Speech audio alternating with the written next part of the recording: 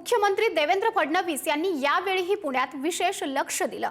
मुख्यमंत्री म्हणून त्यांनी पुण्याच्या पायाभूत सुविधांसाठी घेतलेल्या निर्णयांचा शहरामध्ये झालेला परिणाम सांगत पुणे हे त्यांच्या विशेष जिव्हाळ्याचं शहर असल्याचं त्यांनी पुणेकरांना वेगवेगळ्या माध्यमातून सांगितलं। पाहूया।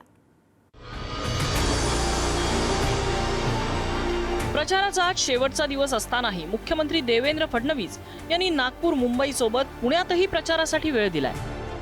एवढ्या महत्त्वाच्या दिवशी पुण्यात सभा घेणं याहून फडणवीसांसाठी पुणे किती महत्त्वाचं आहे हे अधोरेखित होत आहे। पुणे आणि पिंपरी चिंचवड मेट्रो प्रकल्पाचं रखडलेलं काम मार्गी लावण्यात फडणवीसांचा मोठा वाटा आहे। रिंग रोड आणि वाहतूक कोंडी, पुण्यातील वाहतुकीचा प्रश्न सोडवण्यासाठी त्यांनी प्रस्तावित पुणे रिंग रोड प्रकल्पाला प्राधान्य दिलं।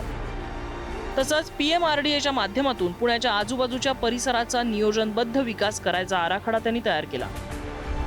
नागपूर इतकंच त्यांचं पुण्यावरही प्रेम असल्याचं त्यांच्या अनेकदा बोलण्यातून अधोरेखित झालंय। ते मुरली अण्णा बसले आहेत, हे दादा इथे बसलेले आहेत, चांगलं चाललंय आमचं।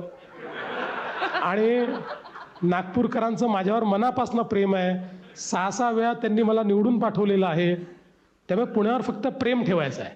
निवडणूक नागपूरहूनच लढवायची आहे। पुरंदर विमानतळाचा विषय असो किंवा लोहगाव विमानतळाचा विस्तार, पुण्याच्या आंतरराष्ट्रीय कनेक्टिव्हिटीसाठी देवेंद्र फडणवीस यांनी वेळोवेळी प्रयत्न केलेत। IT आणि स्टार्टअप हब, पुण्याला देशाचं IT हब आणि स्टार्टअप कॅपिटल म्हणून अधिक बळकट करण्यासाठी त्यांनी फिनटेक धोरणासारखे अनेक निर्णय घेतले, ज्यामुळे पुण्यातल्या तरुण पिढीला रोजगाराच्या संधी मिळाल्या।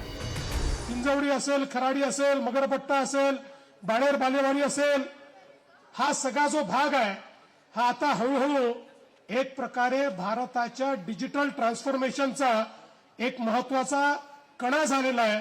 आणि आता या ठिकाणी केवळ सेवा देणारं नाही तर निर्मितीचं शहर म्हणून देखील या पुण्याकडे आपण सातत्याने पाहत असतो। आणि म्हणून एकीकडे मॅन्युफॅक्चरिंग आणि दुसरीकडे IT या दोन गोष्टींनी पुणे हे सर्वश्रुत आहे। पण त्यासोबत आपण जर बघितलं तर साधारण आम्ही अंदाज घेत होतो पुणे हे किती आंतरराष्ट्रीय शहर आहे बघा। या ठिकाणी 90 देशातले लोक वेगवेगळ्या आस्थापनांमध्ये काम करताना किंवा वेगवेगळ्या आस्थापनांकरता काम करताना आपल्याला पाहायला मिळतात। पुणे हा भाजपाचा बालेकिल्ला म्हणून ओळखला जातो। 2014 आणि 2019च्या काळात पुणे महापालिकेवर भाजपाची सत्ता आणण्यात आणि शहरातील संघटनात्मक बांधणी करण्यात फडणवीसांची रणनीती महत्त्वाची ठरली। यावेळीही फडणवीस ताकदीनं मैदानात उतरले। पुण्यासाठी फडणवीस यांनी 2 सभा घेतल्या। एका विशेष संवाद कार्यक्रमाच्या निमित्तानं ते पुण्यात येऊन गेले। फडणवीस पुण्याचा उल्लेख अनेकदा महाराष्ट्राचं ग्रोथ इंजिन असा करतात। त्यांच्या मते पुण्याचा विकास झाला तरच महाराष्ट्राची प्रगती वेगानं होईल।